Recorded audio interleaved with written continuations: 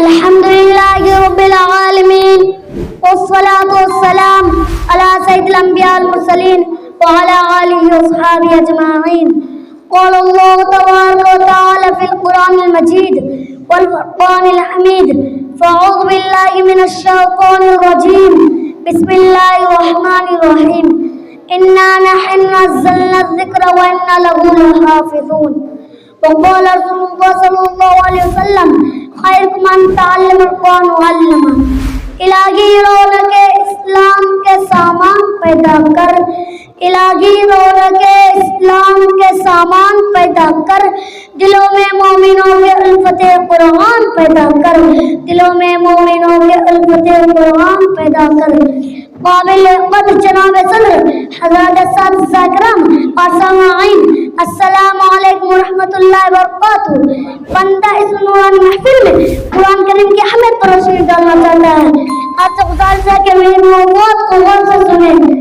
میرے محترم ساتھیوں، قرآن کا وہ مقدس کتاب ہے جس سے معنی افکار اور اخلاقی قدروں کے پھول کھل جاتے ہیں. قرآن کریم جو ہر چشم رشد و ہدایت، رحمت اور برکت اور من کسی بلا و نجا ہے.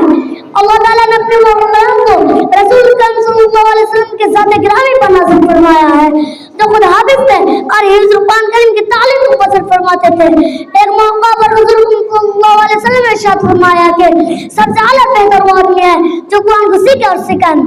حضرات اپنے مقدس کلام کی حفاظت کا وعدہ خود رب العالمین نے لیا ہے.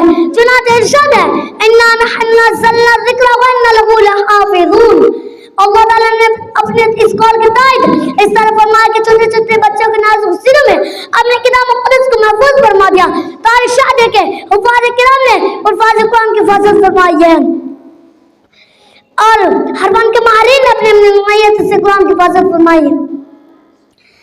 یہ تمام حضرات اپنے نوعیت کے حساب سے قرآن کے محافظ ہیں، مگر الفاظ قرآن کے رٹنے اور یاد کرنے والے ہی کو قرآن کے لفظ سے مشہور کیا گیا ہے. اسی لیے جب اللہ تعالیٰ کا پیغام حضرت جبریل علیہ السلام تاجدار مدینہ جناب محمد رسول اللہ صلی اللہ علیہ وسلم پر لے کر آتے تھے تو آپ جلدی جلدی پڑھنے لگتے تھے. اللہ تعالیٰ نے فرمایا: انا علینا جمعہ قرآنہ، کہ قرآن کریم کا سینے میں جمع کر دینا اور پڑھوا دینا یہ ہماری ذمہ داری ہے. امت محمد کے متعلق قرآن حفظ کرنا باعث نجات ہے اور خیر و برکت کا ذریعہ ہے. جس قلب میں قرآن ہے فرمان الہی کا مرکز ہے، اور جس دل میں قرآن کریم ہے وہ معرفت الہی کا محور ہے. تو پھر کیوں نہیں وہ جنتی ہو سکتا؟ حضرت انس صلی اللہ علیہ وسلم بات ہے کہ جو شخص اپنے بیٹے کو حافظ کرے تو قیامت کے دن 14 رات کے چاند کو اٹھایا جائے گا اور اس کے بیٹے سے کہا جائے گا پڑھنا شروع کر. جب بیٹا ایک آیت پڑھے گا تو باپ کا ایک درجہ بلند کیا جائے گا، حتیٰ کہ اس طرح تمام قرآن آیت مکمل ہوگی.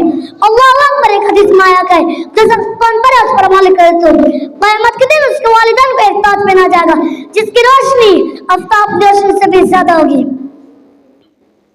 محترم حضرات، حافظ قرآن کریم کی جتنی فضیلت ہے اتنی فائدے بھی ہے. اسی لیے حافظ قرآن کو چاہیے کہ ہمیشہ اپنے کو گناہ سے بچا رکھے اور نفل میں چلتے پھرتے اور قرآن کریم کی تلاوت کرتے رہیں. اگر کوئی حافظ قرآن کو پڑھنا چھوڑ دیتا ہے یا قرآن میں مبتلا ہو جاتا ہے تو قرآن اس کے سینے سے نکلتا ہے جیسے پیاسی اونٹنی پانی کی طرف دوڑتی ہے. آج کے دور میں بہت سے حضرات قرآن کو فضول سمجھتے ہیں، جبکہ آقا مدنی صلی اللہ علیہ وسلم نے ارشاد فرمایا کہ ایک حافظ جہنمی کو جنت لے جائے گا. وہ معزز تھے زمانے میں مسلمان ہو کر، وہ معزز تھے زمانے میں مسلمان ہو کر، ہم خوار ہوا تاریخ قرآن ہو کر، ہم خوار ہوا تاریخ قرآن ہو کر.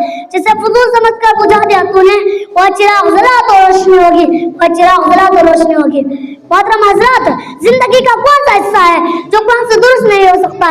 یہی وہ قرآن ہے. جب مکے کی گلی میں پڑھا جاتا تھا تو راستہ چلتے مسافر رک جاتے تھے اور باغور سننے لگتے تھے. یہی وہ قرآن ہے جو جانوروں کو مچلنے پر مجبور کر دیا. یہی وہ قرآن ہے موٹا دلوں کو زندگی بخشی، سوتوں کو جگائے، روتوں کو ہنسائے اور ہنسنے والوں کو رلائے. یہی عمر بن خطاب ہے جو اسلام اور قرآن کے جانے دشمن تھے. اسلام کے مٹانے پر کمبر بستہ اور ایسی پتھری زمین کے ایک بارش کا قطرہ بھی نہ رکھے. لیکن جب قرآن کریم کی بارش برسی تو پتھر کے سینے میں حیات بھر گیا، اسلام کی قوت والا ہو گئے. حضرات گرامی، اسی لیے آپ بھی قرآن سے محبت اور الفت پیدا کیجیے اور قرآن احکام پر عمل کیجیے۔ اسی بات میں اپنی تقریر کو ختم کرنا چاہتا ایک شعر کے ساتھ۔ کلام اللہ دل بسو اے مسلمانوں، خدا کی رات ہی سے لو لگو اے مسلمانوں، زمانے میں خدا کا آخر پیغام ہے، اسی کو مقصد اصلی مناؤ اے مسلمانوں۔ وما علینا الا البلاغ۔